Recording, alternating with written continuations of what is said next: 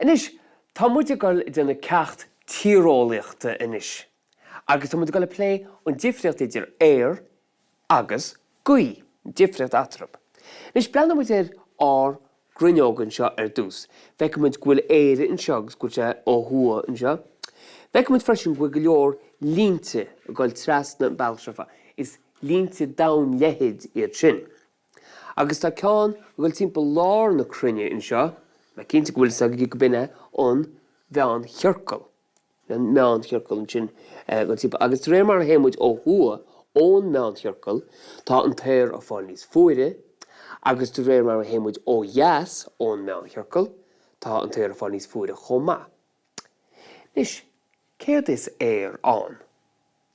Wel, sé is an ná meascáin de gásannaí difriúla, de gásannaí éagsúla atá chula áit thar timpplarin tíbh má, tíbh sé tá in gááit thar timpplarin, agus is meascáin de gásannaí iad sin. Nis, ardíonn te, agus íslíonn fuór. Ardíonn te, íslíonn fuór. Wel, sé is gaoth an sin ná ag boga ó fuór go te. An fórsa in an lúsin an bhfuil sin an gaoth. Nis, breanna an tíse, tír sein héin. Agus tá dana scoilte na chéad chuid mar seo an tuaisceart, an deisceart, an tEarrach agus an tEarrach. Nis, má hagan gaoth ón tuaisceart bhfuil tugtar an gaoth dua sin.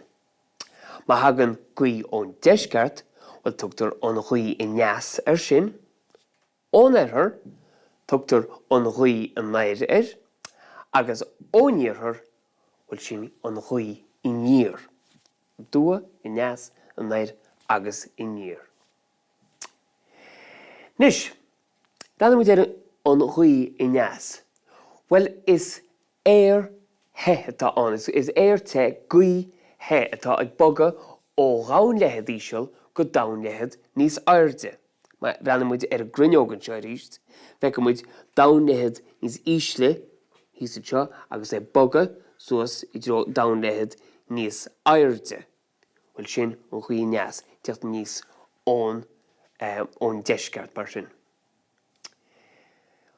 An gaoth dua in sin, well, is gaoth fuór. It's fuór gaoth úr tá tíocht an nuas ón tuaisceart.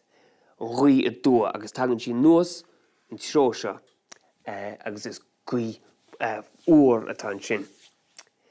Nis, an gaoth atá is coitianta, an gaoth is coitianta tá ein sa tír seo, ná an gaoth iníor neas, agus is gaoth he atá an sin. Agus má eicimid, céir atá is an tro seo, an tro atá an gaoth an iníor neas, tíocht sé tíocht, in níos a bailach seo, dro an tír sein héin.